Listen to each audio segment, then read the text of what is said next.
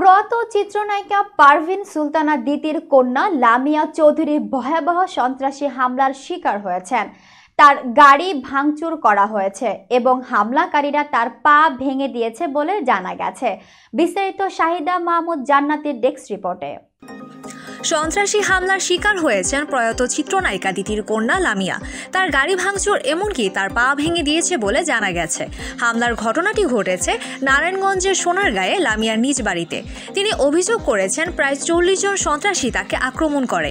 এ সময় তারা তার গাড়ি ভাঙচুর করে এবং তার উপর চড়াও হয়। লামিয়া দাবি করেছেন জমি দখলের উদ্দেশ্যে পরিকল্পিতভাবে এই হামলা চালানো হয়। হামলায় গুরুতর আহত লামিয়া কোনো রকমের প্রাণ বাঁচিয়ে ঢাকায় ফিরে আসতে সক্ষম হন। ফেসবুকে আবেগঘন পোস্ট, সাহায্যের আকুতি। হামলার পর লামিয়া তার ফেসবুকে একটি আবেগঘন পোস্ট দিয়েছেন। সেখানে তিনি লিখেছেন, আমার পাশে কি কেউ নেই? আমার মা বাবা মারা গেছে বলে কি আমার পাশে কেউ নাই? তার এই পোস্ট দেখে ভক্ত ও শুভাকাঙ্ক্ষীরা গভীর উদ্বেগ প্রকাশ করেছেন। অনেকে তার পাশে দাঁড়ানোর আশ্বাস দিয়েছেন এবং হামলার বিচার দাবি করেছেন। কখনো অভিনয় না করলেও বিনোদন দুনিয়ার পরিচিত মুখ প্রয়াত চিত্রনায়িকা পারভিন সুলতানা দিতি ও সঙ্গীত শিল্পী শামসুল হকের কন্যা লামিয়া চৌধুরী বিনোদন দুনিয়ার বেশ পরিচিত মুখ।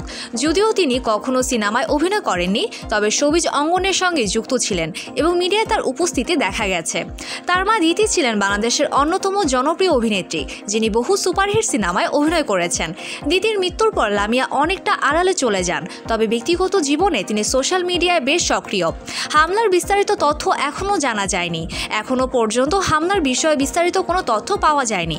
লামিয়া নিজেও স্পষ্ট করে কিছু জানাননি, তবে বিষয়টি নিয়ে তদন্ত দাবি করেছেন তার শুভাকাঙ্ক্ষীরা। এই হামলার ঘটনায় পুলিশ এখনও কোনো মন্তব্য করেনি, তবে সামাজিক মাধ্যমে এটি নিয়ে ব্যাপক আলোচনা হচ্ছে এবং সবাই দোষীদের দ্রুত গ্রেফতার ও শাস্তির দাবি জানিয়েছেন।